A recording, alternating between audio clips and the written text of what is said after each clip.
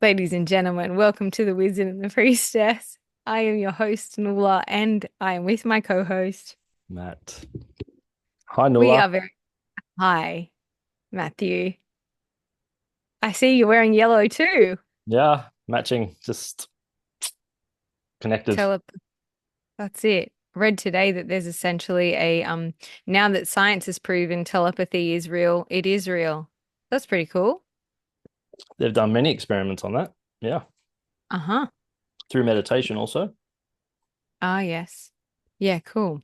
Yeah. I was gonna say that we have yeah, we've just hit the juncture of the eclipse season beginning in the North Node, Virgo. So Oh, this is sorry, the South Node of Virgo. the beginning of the season. Yeah, so there'll be this is the first eclipse in the South Node of Virgo or within the nodes of Virgo Pisces.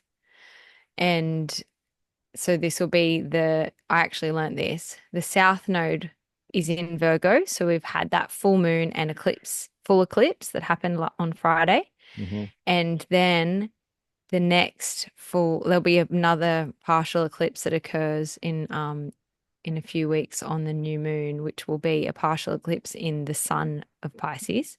So what, But what then, what does everyone have to do to balance their energy out for that?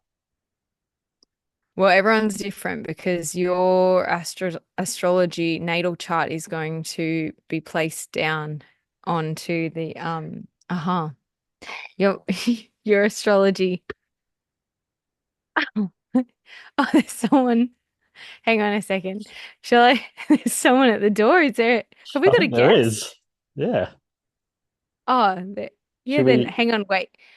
Let's just wait. Sorry. Let's just let them sit there for a moment at the door. Or should we let them in? I Hang don't on. know what you want We're gonna leave them at the door for a minute and just say charge that's them. pretty cool that we have a guest coming on our show today. We do. Who is it, Nola? So our guest actually, she could probably talk me in circles around astrology. Her name is Morgan Azali, and she is a writer, a poet. She is a witch in the most beautiful terms. She is a plant medicine artist. She's all the things that essentially um yeah, that encompasses all things feminine and womanhood and yeah, alchemist, all those things. So, um We should stop being should rude and we just let her in. should we let her in? We should All right, we can let her in. Have you try allowed to her let her in? in. Oh, Here we go. oh, she's in. I can't see her. No, I don't think we didn't really think this one through, did we? And she's in. She's connecting. It's official. Hi, Morgana. Oh, oh, she's getting set up. Technology. We'll have to entertain the people in the meantime. I could tell a joke. Oh, yes, go with that joke. Dad So, joke of the week, Matt. what what is the best present that you could give someone? Fucking stupid. Love. A broken drum. Can't beat that. Dun dun. Wow. Welcome, Morgan. I'm sorry you had to hear that for the first time. I have no idea what was going on there. I didn't catch any of it. Perfect. Nula likes my jokes. So Yeah, easy. so we've started the show with a few of Matt's dad jokes just to like spruce it up a little bit. Spruce Perfect. up the show. So I was just talking about or touching on the eclipse and that I had learnt that this I'd only learnt this week that when it's whatever the eclipse season is, it's always every like cycle of eclipse season always correlates to the nodes that have been what are they called? Activated. for the year or for the 18 months. And then I Yeah. said, and then we had a knock on the door, didn't we? We had a guest at the door, That's and lo and what happened. behold, Morgan Azali is in the house. Boom. Here I Intro am. music. Dun, dun, dun, dun. Ah, she's already practiced that. On the spot. Do Yes, you want the nodes. Well, Morgan, can you tell us a little bit about who you are? Just a little bit, please. Sure. I'll just say that I did do that, but So ignoring poorly. Nuala, like to hear from Morgan now. I'm putting my baby to sleep, and Nola's like, "You've got 5 minutes. Come on now." Welcome to my world, Morgan. All right, let's go. I don't know. Have you done an introduction for me yet? I guess there's um a few things going on in my world. I have completed an honors degree in depth psychology and been running an apothecary and ritual workshops with plant symbolism and earth energetics and all that sort of thing. So, yeah, dabbling in a few different realms. So you're not All bored. connected, all basically working with the symbolic language and trying to help everyone to peer beyond the veil, I guess, and see that there is this magical undercurrent that we're all riding. Mm. I remember Carl Jung saying, "Until you make the unconscious conscious, you'll continue to call it fate." It will direct your life, and you will Yeah, call it fate. yeah. So that's Yeah, pretty evident in the world today.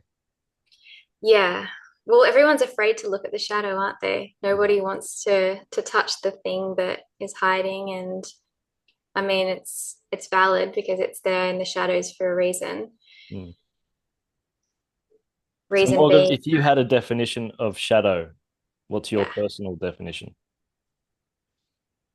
Well, the shadow is something that you've hidden from your consciousness. So it's something that you have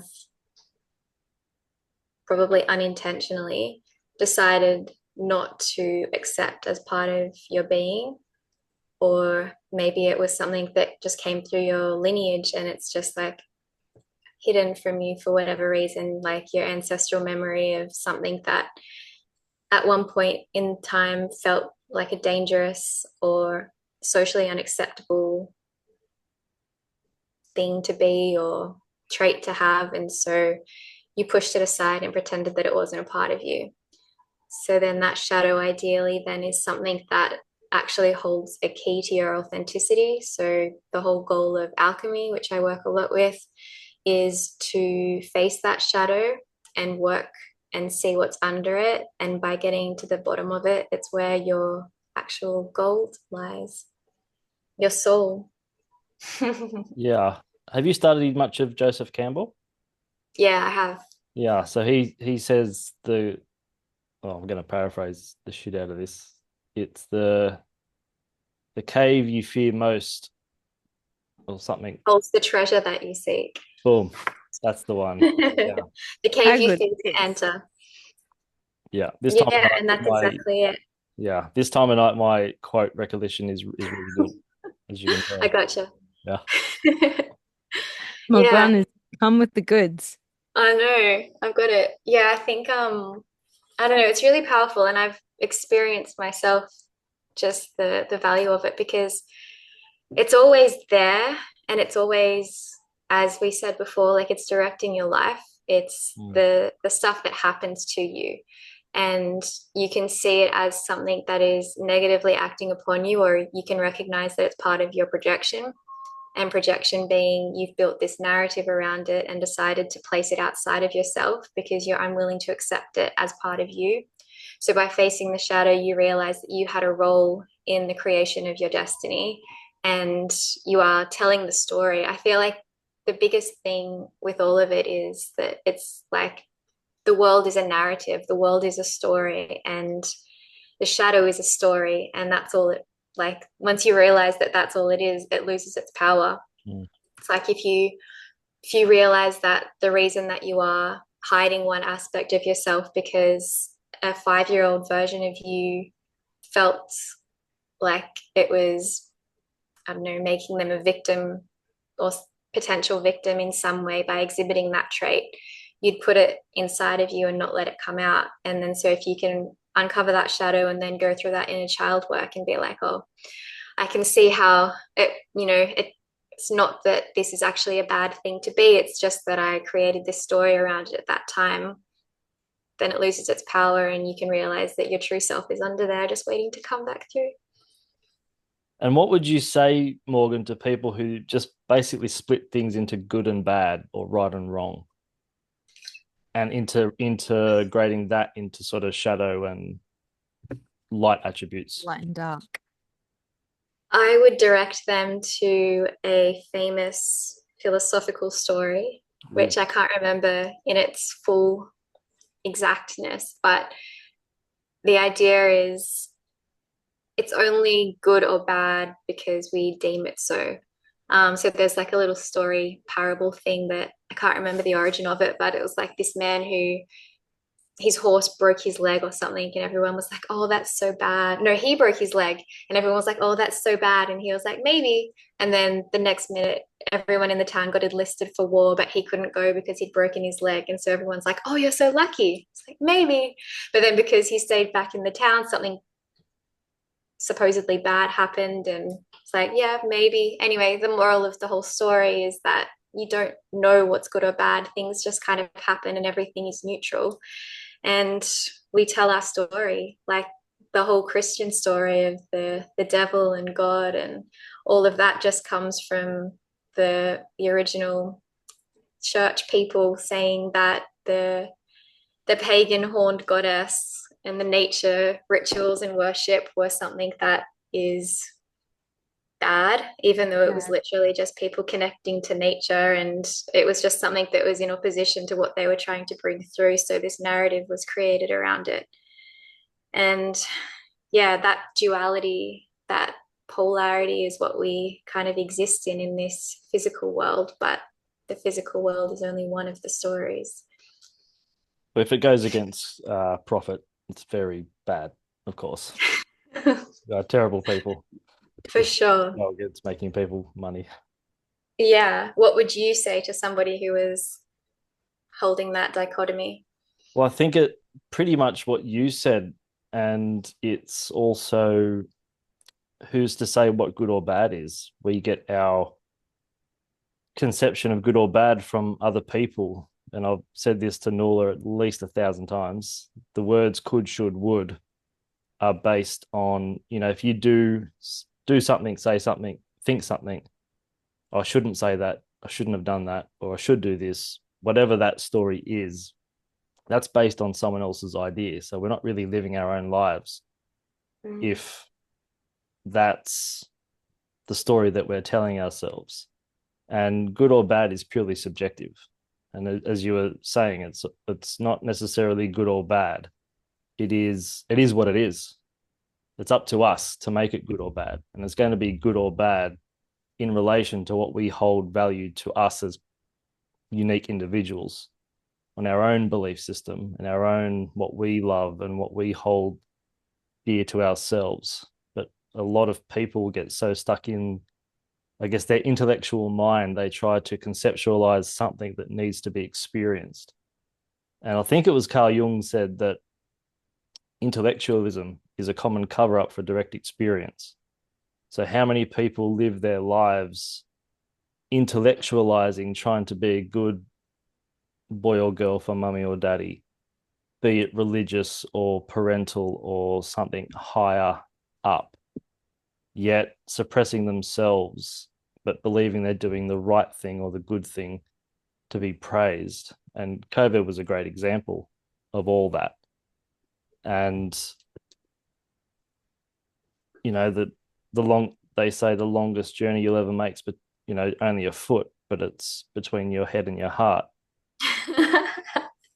Haven't heard that one before. But then to the degree that we're intellectualizing everything and just trying to because our conscious mind needs to put everything into a box so we can, I guess, grasp that, because what's beyond that transcends human thought, and ultimately we're conditioned to fear that. And then to the degree we fear that, we close ourselves down to it, not realizing that's actually the cave that we're kind of wanting to go in unconsciously. Yeah. Well, that's all the shadow, isn't it? It's that story. It's literally just like the narrative that we've told ourselves and cast outside of us, when really it's something that has arisen from within, and it's all what you make it. And I think I've personally found as well that if you choose to see that things are working in your favor, then more often than not they are. 100%, but also giving yourself permission to live that and experience it is a whole other thing as well.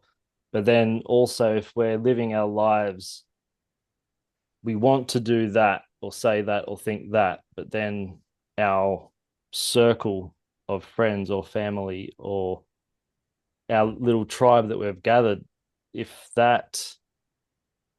what we think, do, or say goes against what that is, then we have to create another persona.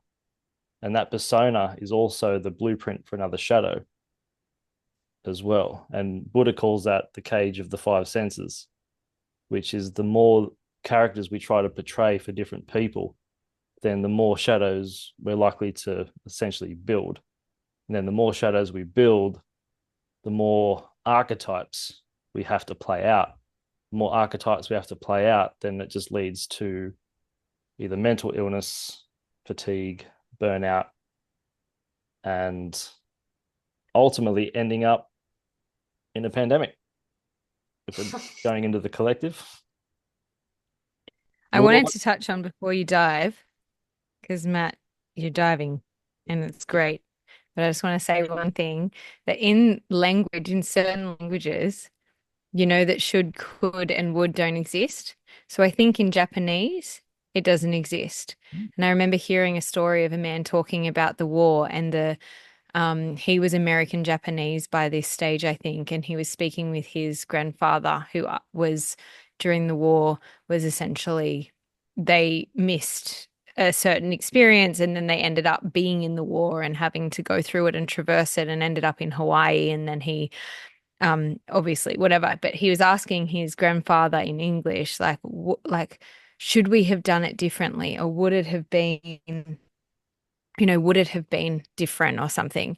And his grandfather's just like, that's just not an option.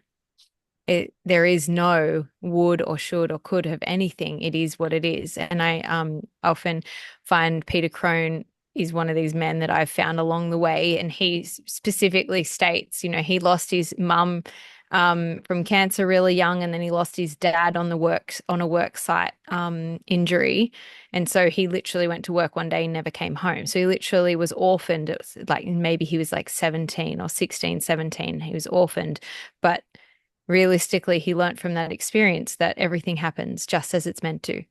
There's no other way it could have gone, because it didn't. And that's all those pieces that you're both talking about in sense of bringing up that shadow, is like we have these exiled parts that either society, we've talked about this in recent times, but either society has pushed us away, we've naturally pushed them down, or we have been told to push them down so by our inner self, so that we can be a part of the tribe that we've decided we want to be a part of. But last week we dived into the archetypes, didn't we, Matt? We did. And we were, and then me and Morgan have been talking about this. And guys, if you've been listening to our episodes recently, I have touched on, or I've mentioned Morgana, and Morgana and Miraculina are really good friends. And as of the eclipse, we have both transformed into our alter egos. So please call me Miraculina from this day forth. And there is Morgana over there too. Anyway, as we move on, Morgana, actually, how I brought this to Matt was I said, Matt, Morgana is really interested and into sort of the dark feminine, and she dives into the archetypes in this way, or she's learnt about all these things in from this perspective. And he was like, well, okay, we'll see how we go. But I think he's really now, it'd be really interesting to hear. Matt, do you want to ask the question to Morgana about the particular direction you wanted to take this archetype chat? Based on your facial expression, I feel like I'm getting set up here, but that's fine. It's not the first time, nor will it be the last. Something so Absolutely not. something that Nuala said last week. She was saying that these archetypes don't sound like they're good. And I was trying to explain, clearly I failed, that archetypes aren't necessarily good or bad. They are what they are. We make them good, bad, whatever. So, Morgan, can you please do what I failed in? And Morgana, Morgana, Morgana. Morgana. and please explain to Miraculina, Higher self only. this is what my life has become. Yeah, Hang on, well, what was your the name? archetypes. Sorry, Matt was meant to find a name. Do you have a He new didn't name? he didn't figure out his higher self. I didn't know I was He'll doing be that. stuck here for the It's next time to 18 come. months. All right, give me 5 minutes. You talk. I'll. Yeah, well, the archetypes, Jung explains that they are basically representations that are pulled from like instincts. I can't remember if that's the exact way or if it's the instincts are related to the archetypes, but either way, they're interwoven. And it's basically just like the reason that they hold power and hold value is because they are coded into the basic instincts of our being. So, way back from the times of our earliest ancestors, the kinds of lessons and roles that we fell into from the dawn of humanity. And so, the reason that they hold resonance and the reason that they are valuable within any kind of framework today is because they're kind of rooted in those basic core DNA codes that we're structured on. So there's no good or bad in that. It's just that's like the human code. What I wanted to say about that, I do understand that from a logical perspective, that there is, intellectually, I can see, okay, they both have their positive and negative. However, when you look at something like, the wounded child or the saboteur or the prostitute, those words, even themselves, are not seen to be, you know, whilst there are absolute function in positive ways, there is like the word themselves also already connotates like this sense of like, oh, society has already shunned that part, you know? That comes down to that whole narrative talk again, doesn't it? Because that definition is something that you personally have built up around it as well. Like, and it's something that maybe came after the archetype itself. Absolutely. And I'm not denying that. I just find it really interesting. Like, obviously, logically and intellectually, I understand it.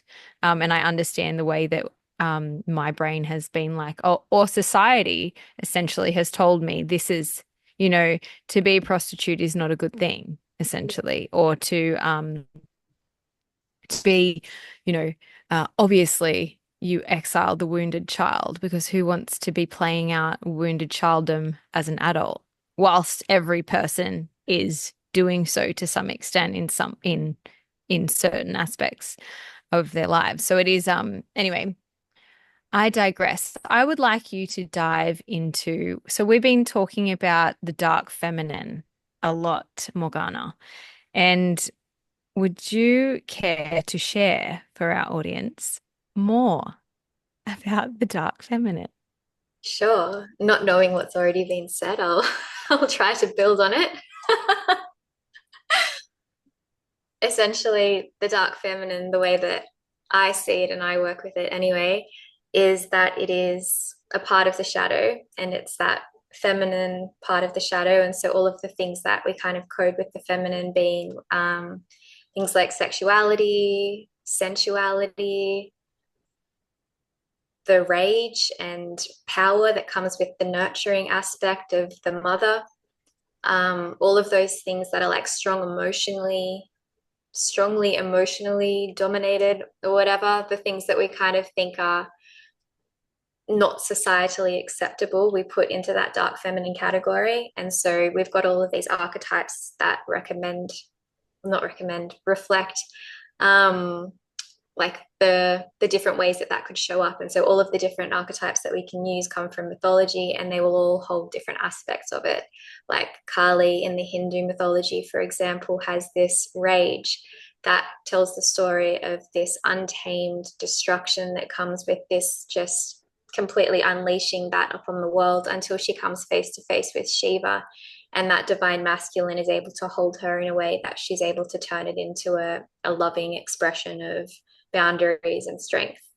There is Lilith, who is, throwing back to the Christian talk from before, the first wife of Adam, who I think it was in Mesopotamian myth, was part of the story that everybody knew. She was created from clay, just like he was, but she didn't want to be made to be subordinate to Adam when the order came upon her to do so. So she sprouted wings and flew from the garden.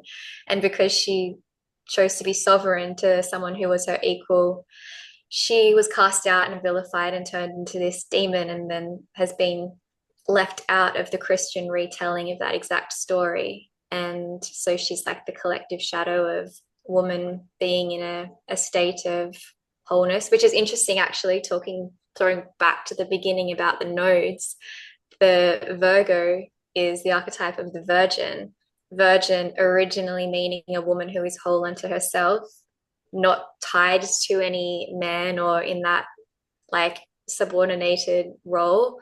And then, yeah, she's coming forth with this moon of dark feminine freedom. Basically just being like the true self. And again, that treasure that's inside the cave or the shadow. So the privilege Magic. of a lifetime, as Joseph Campbell said, is really being yourself. Totally. It's the only key. Can I come back to Lilith, and can you explain, so was it Adam's had a wife, her name was Lilith, and then she was essentially exiled, and then he met Eve? So Adam and Eve were the later invention Friends? of the couple. Eve was made from Adam's rib. So Lilith and Adam were both created from the clay. Lilith said, "Nuh-uh, I don't want to bow down to you. I'm leaving." So she left by herself. She wasn't exiled. She chose to leave. And then Adam was all by himself. So God was like, "Oh, poor Adam, I'll give him someone else to play with." And so he took one of his ribs and turned it into a new person. And so by nature, Eve was subordinate to him because she was from him. So I actually wrote a little bit about this in a blog post, my first ever Substack post a few days ago. But essentially, like, I was connecting that to the curiosity of what's outside the garden and why is this such a bad thing? And it's that state of chaos, and that's the state of recognizing that there isn't this stability that we like to comfort ourselves with. We live in this world that is perpetually open to change. It's the resonance of the fiery pits of hell.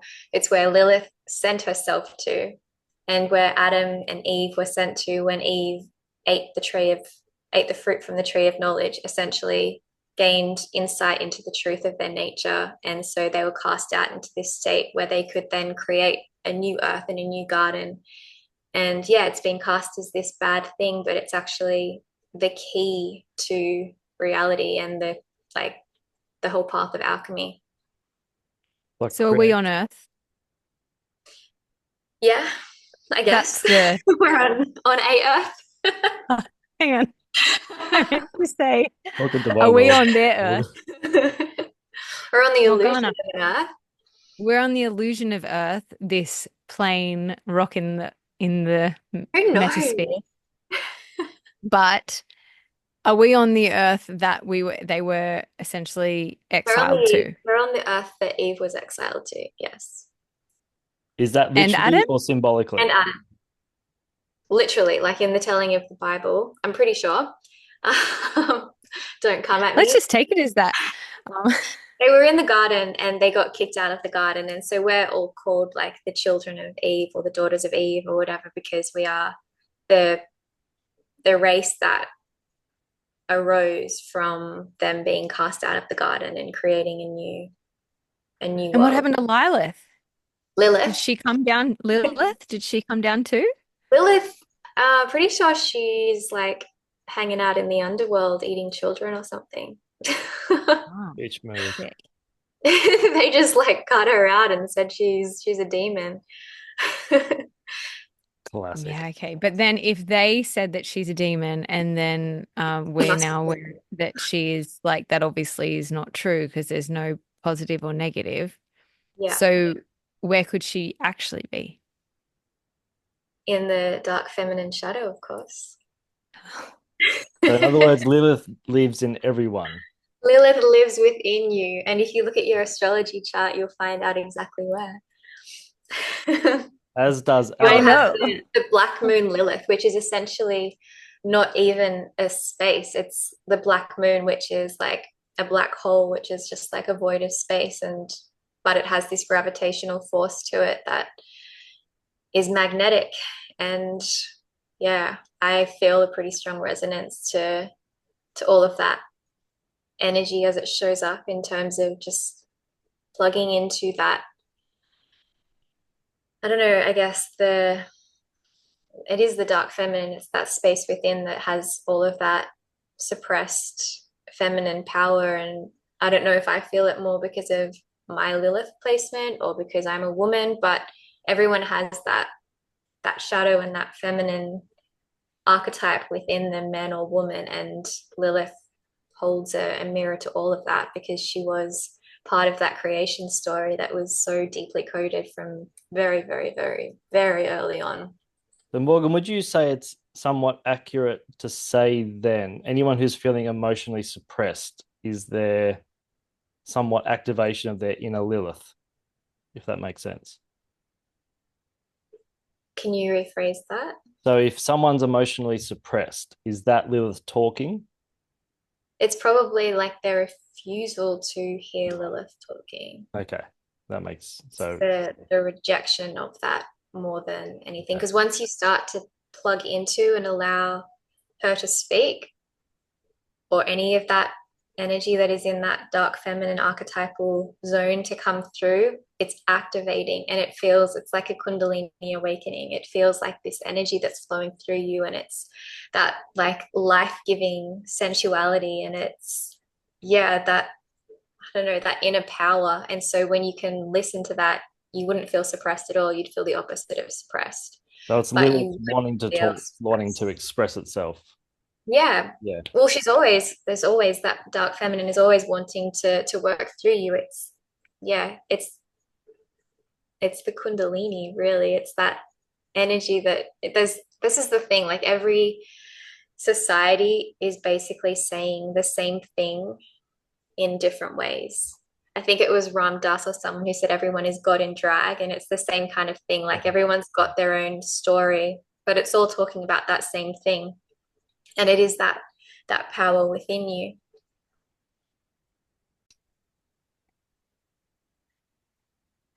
Yeah. How magic is that? When you like, when you really like you just bring it back in and everything is the same. Isn't that just the everything is the sun and the moon and the stars? All Um rotating. all rotating in one as one. And what I wanted us to dive into now was this. We talked about this. Well, me and Matt were talking about last week the archetypes, and then like we'd been talking about the archetypes in terms of like like you just mentioned, Kali and the goddess or the dark shadow and all of those bits and pieces. And so I was interested to know about whether you had, whether you focused the archetypes the same way that that Matt has, or No, so we or did spoke of Carol and Mrs. sort of oh yeah, Carolyn. organization of them being core archetypes, survival archetypes, and then like the active archetypal Yeah. model. But that's just one of many models. Yeah, so there's a few different ways that you can explore it. There are the more complex models, or you can come to the four main archetypes, which um, that's what I'm referring to when I talk about the shadow. It's one of those four key archetypes. So it's kind of a different, more concentrated method, but it includes the persona, or sorry, is it the persona? It's the self, the shadow, the anima or animus, and what did I say? Oh, it's the persona, the shadow, the anima, the animus, and the self. Yeah. So the shadow is one of those, and that is the part of us that holds that energy that is deemed socially unacceptable, which includes the all of the dark feminine stuff sitting neatly tucked in there, as I see it. And what would you define as the persona in that Persona would be concept? like the personality. Okay. Is that more ego? Uh yeah, I guess the how do we represent? So the ego is the outward self. So that I'm not 100% sure whether that would be completely tied into the persona or the self, but either version of that, it's the part of the psyche that is conscious. And so it's the one that cages the shadow essentially as well. It's the center of the conscious awareness and the perception of the identity. It's basically how we see the world as a thing that we deem real or whatever. It's the eyes that we look through. Yeah. Is in Jung's model, is the ego, I guess, the mechanism, for lack of a better word, the part of us that, I guess, puts the shadow on the back shelf? Yeah. So the ego is associated with the conscious self. I think ego might be Freudian. Do Right. you know? I'm pretty sure that he had originally put in the ego and the super ego and the id and all of those terms. And then Jung kind of created a slightly alternate model based on the same sorts of ideas. But yeah, that ego self, which it's so sad because that's another thing that has been kind of put into a shadow in a sense as well, because there's so much in the spiritual community talk about like burning the ego and getting rid of the ego. And one of the misconceptions of alchemy as well is the idea that you have to destroy the ego. And all of that is like completely disconnecting you from your reality and your state of expressing and interacting with the world, because that is the outward self. So all you want to do is be able to see that that is an illusory construct built upon narrative and the first law of the Hermetic principles. I don't know if you've touched on that, but that is mentalism. And that comes back to that same idea that everything is just a product of the mind. And so the ego is that very soft, malleable frame that the shadow or subconscious sits in. Yeah, I think the ego is, for me, it's a bit of a paradox because the ego gets a bit of a bad rap because anytime we go through something, let's call it bad, the ego cops it. And yet without the ego, we wouldn't be having the experience of the very thing. And I know Carl Jung said that religions are specifically designed to protect us against the direct experience of God. And from what I take from that personally is once you have a direct experience of God or the Imago Dei, you lose the ego. The ego is in nirvana, which means by definition burnt out. So therefore you lose every ideology, concept of who you are and everything that you know and love, because you become one with all that is. So therefore there's no more individuation. And that scares the shit out of the ego. So in other words, the ego has to make little illusions for its own self to be participatory in that, and yet still intellectually connected to a greater whole, which is what a lot of people think God is, for example. But then I can't remember where I was going with that. But what's your take on that, Morgana? Well, the ego, if we want to come into that space, that's moving into a Freudian space, which I'm not quite as fluent in.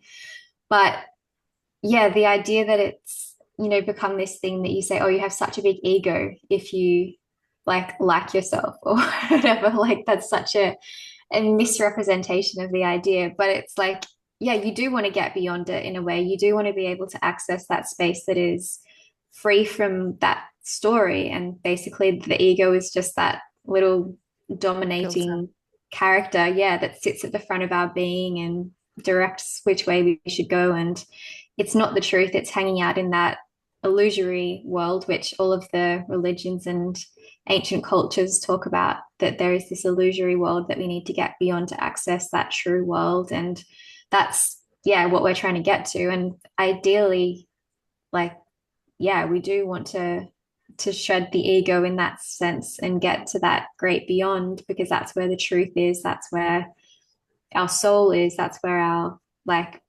neutral expression exists beyond that polarity that we were talking about as well.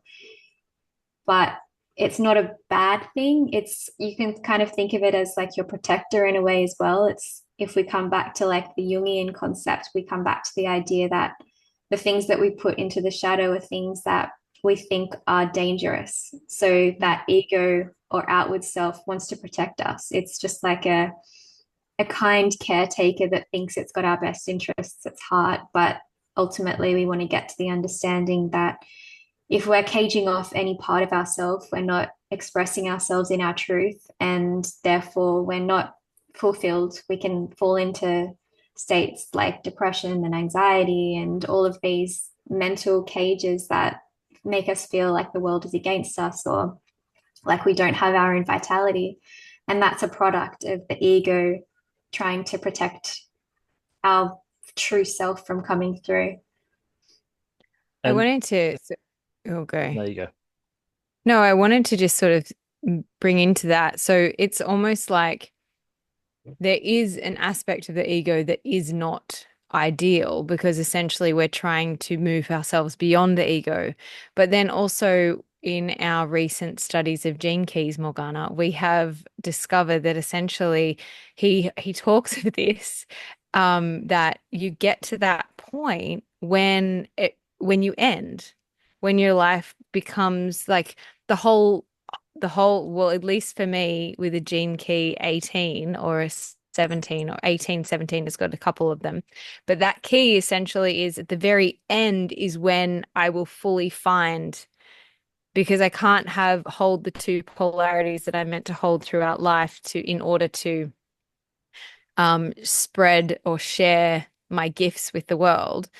It's only in the very end that I will, once I find that point where I'm assuming could be seen as essentially the ego dissolving completely, that is when I will move from this plane, because that'll be my work here is done. Yeah, well, they have Essentially what I the three levels within each of the keys. So they have the shadow aspect of it, which is the challenge state, when we're not allowing it to express itself in its natural full form. The next level, once we can get beyond the challenge shadow state, is the gift. And so we can access the gift of that sign or key. And then the third stage they call the city. And that's when you are basically in your divine expression and that level beyond it. But he spoke about, I was listening to a podcast with the creator of it, and he was saying, I think he was saying it was what I took from it, that we don't want to attach to it. It is essentially like the framework of our, I guess if we want to use the other terms that we were using, like the ego, I see it like a sieve. It's like the sieve that the ego is. And so where the keys are is where the holes that our soul can shine through. So when we're not quite in alignment with our inner soul, our true self, then those things, the rays of the soul that want to filter through are going to come out slightly altered, maybe not in their full form. And so we want to get to the space where we are allowing it to come through in its totality. And then that's when we're feeling lit up. That's when we're feeling transcendent. That's when we have that kind of experience of invincibility or that state of eternal. Bliss. Yeah. Yeah. Okay. Does that make Yeah. sense? Yeah, for sure. I'm just trying to think of how I can kind of, yeah, how to sort of view all of this in a really like more um I don't know, simple. Break it down so it makes sense to 5-year-old me. No, okay. So what I wanted to say, because I sort of missed that, had to drop Aqua away, but did you talk about the animus and animi in No, those I haven't four talked about that. archetypal? Okay. So so we were so what I wanted you to dive into more or to explain more was okay, so from your perspective, the archetypal model that that you use has the four parts. And you Mhm. touched on the shadow and you've touched now on the persona. Did we kind of get to an idea what was the persona? It wasn't the ego necessarily. The persona was more your personality. Yeah, So is well, that the it's yeah. like the mask that you wear. So it's like your the way that you present yourself in the So world. astrologically, would we say this is our ascendant? Would be the persona in your perspective from that? Yes. Yeah, Like, absolutely. All the first house stuff. That's the mask that you are perceived initially by when you interact with other people. okay. And then going into the next ones. So then the shadow is the stuff that is basically in the unconscious. And in simple terms, that means it's just the stuff that you're not conscious of. It's all of the stuff that is really true to you, but for some reason you've cast it aside because it wasn't socially acceptable. Can we jump into this then? So, if you have been doing, say, shadow work, this stuff is now no longer unconscious. Is it therefore no longer your shadow? Does it kind of ascend? Yeah.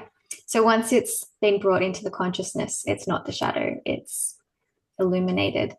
Where does it go in the four archetypal model that you're functioning from? So once it's been illuminated, it becomes integrated as part of the self. So the self is basically the goal of all of this, and that is the individuated, to use Jung's terms, person. So once you have integrated the shadow and allow it to become a part of you, it's part of the self rather than the shadow. So we want to ultimately get to a state where the shadow is completely integrated and it's not necessarily going to fit into the persona because maybe we don't want to show up in the world as parts of the shadow still, but we have to acknowledge that it is part of us. And so maybe it needs to have expression in some other way. Like I find just writing is my practice of allowing that to communicate itself. And then maybe you know, don't make a secret of having certain traits that people might be, I don't know, judging you for or whatever, and you can accept it and say, yeah, that's something that I have within me or whatever, and laugh about it, but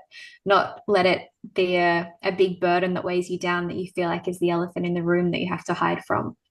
So yeah, it's not necessarily the personality, but it is part of the self that we So accept. And so we accept and know that. Okay. And Matt, from the Carol and Miss perspective, when we have what you've kind of um the archetypes that that we went through last week, does that happen too?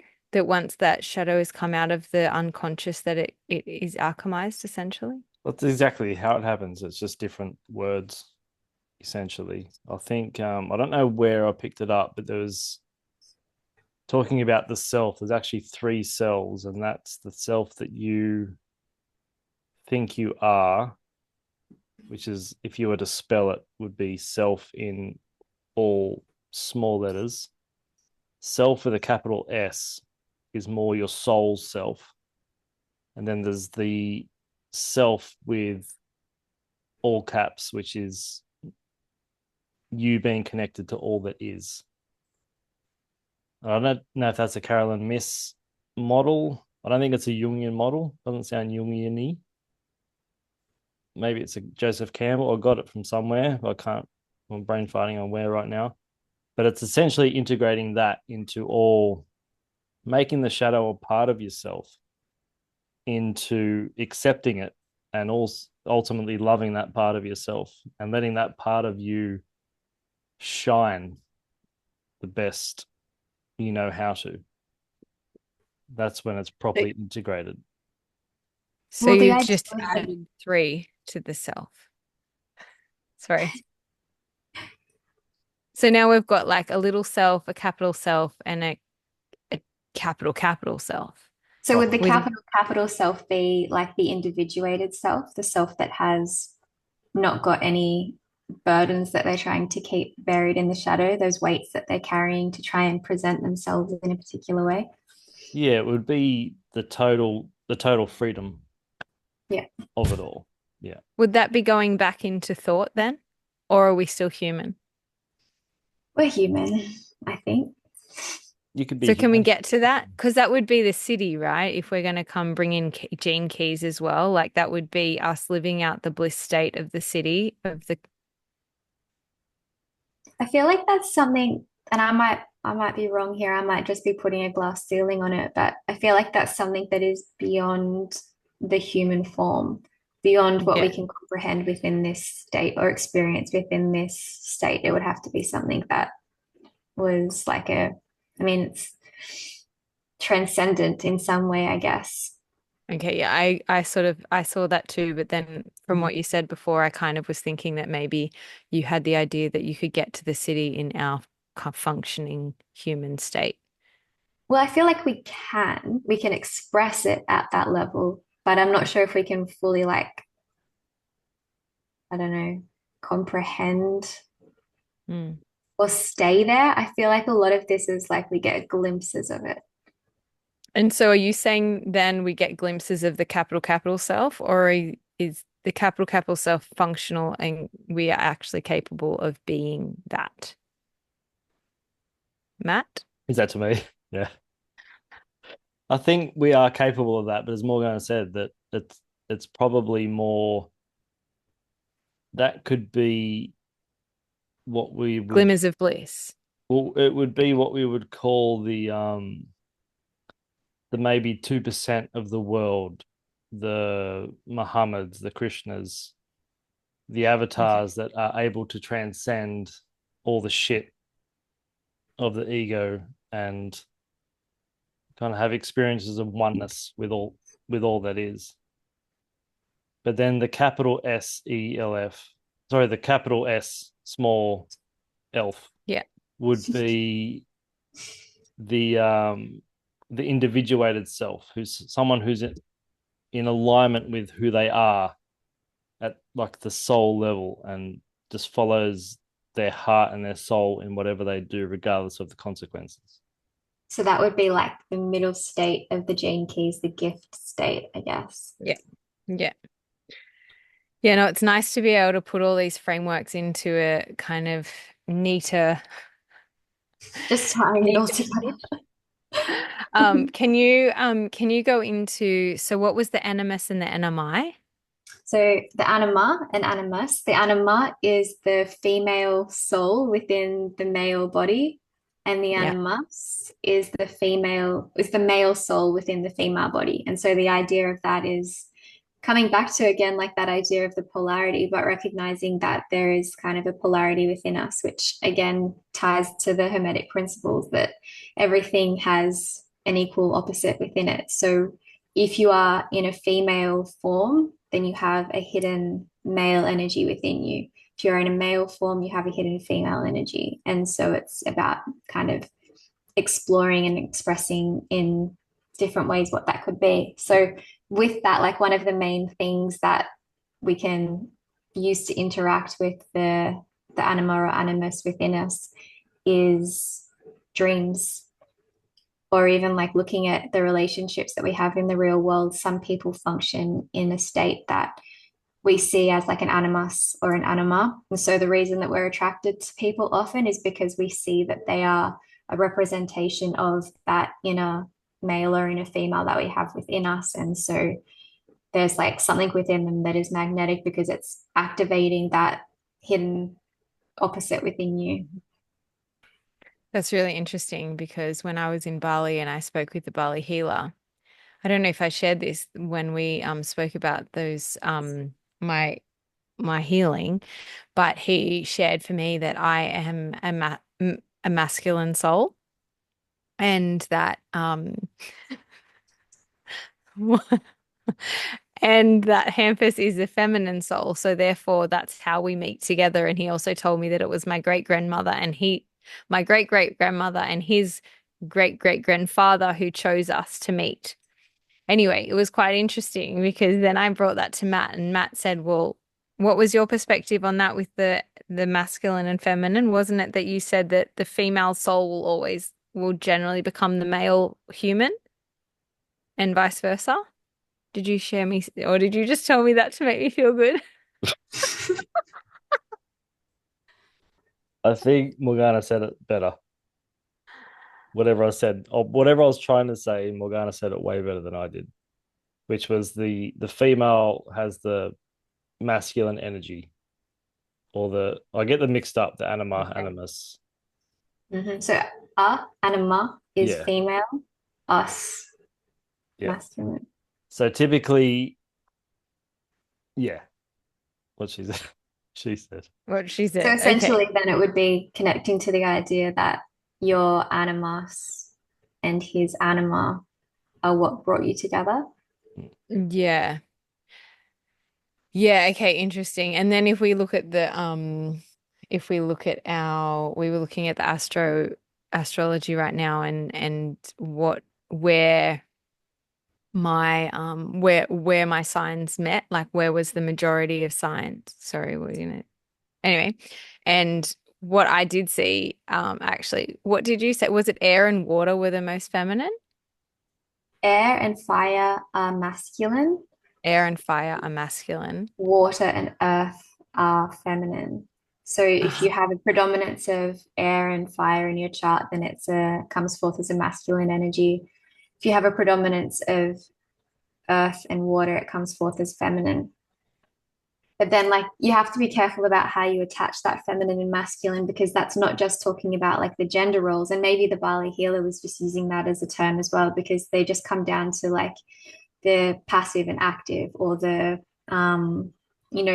different poles within. If you think about the left side and the right side of your body. So the left Yeah. side of the heart is where the energy flows in passively. The right side is where it pumps out. So it's that surrender and that balance. But then if you look at the male and female form, the female have that part that goes inwards, where the males have the part that comes outwards. And so it changes the way that we represent. And so again, like words are just telling a story and we've just built our own narrative around them.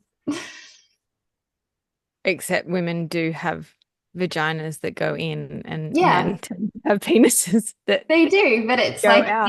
then we associate everything when we say feminine or masculine with the female or the physical male Totally. form, and it's not necessarily a man and a woman. It doesn't mean that you have a man inside you. Have you Although, not seen her? I but knew I was it means that transforming you have into like an that. activating outward flowing force where he maybe has a more inward Yeah, receptive absolutely. soul. Absolutely. And that is definitely the case. It was quite interesting though to hear because I definitely have I am very robust and vital and I see that whereas there is like there is a definite gentleness and softness that I was trying to beat out of him and now I realize That was probably the wrong way That's to his go about it. power. Yes. Cool. So, all right. So then we're looking at this archetypal model, and we understand now that what we're trying to do is essentially alchemize the shadow, allow them to the surface so they are no longer in the unconscious, and then to live in a state of being this capital S, small elf state so that we can actually Soul follow self. soul self. All right, soul I self. feel like that's kind of what that would be like the all of the small S E L F whatever. That's like the lowest expression where you're just like ego self. Yeah. The soul Yeah. self would be the capital S, and then spirit self would be like full S, where you're just like a walking Godhead. Drop the mic. Cool. Wow. Well, I feel like this has been fun. What do you think, Matt? Have you had a Pretty good good. time? Pretty Are you good. glad you answered the door? I think technically you did. Well, I don't know how to answer that in tech terms. I'm not the person to ask, but You're it's been definitely not a fun. tech guy. But I'm glad we answered the door, and I'm glad you were here for us, Morgana, and we're excited. I'm sure there'll be plenty more time to bring you in and to get a little bit more to get deeper. I'd like to give you a moment to share. Is there what's going on in your world? Is there anything you want our listeners to know about that you're offering at this point in time?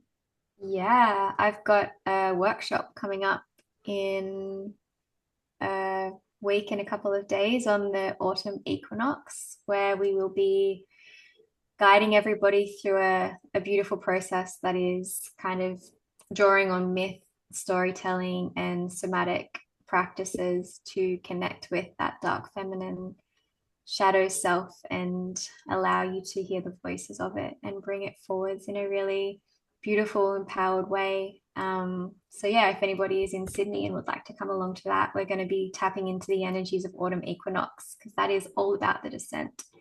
And And how do people contact you, Morgan?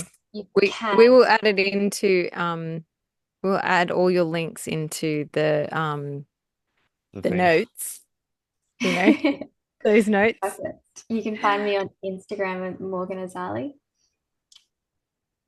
Beautiful. And I just wanted to think about just bringing that back. So, is the aim of the autumn equinox practice to bring those shadows out of the darkness, and then ideally find ourselves reconnecting to the soul self? Is that kind of Yeah. what the practice is going to help us do?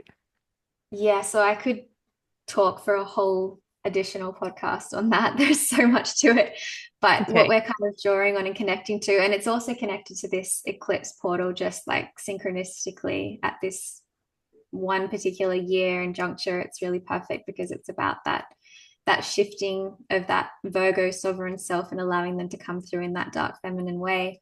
But autumn equinox specifically is historically tied to the myth of Persephone, who's a really powerful dark feminine figure in Greek mythology.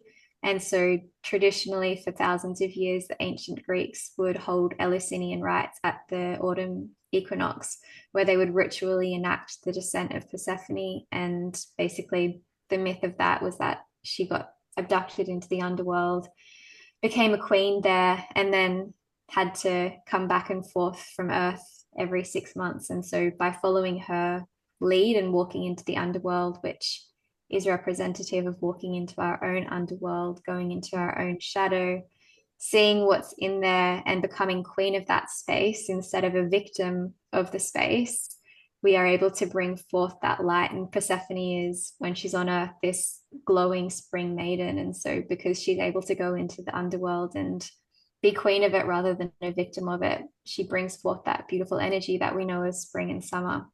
So, we're holding this at the autumn equinox to basically walk the path of Persephone and follow nature's lead and go into the shadows and come out queen.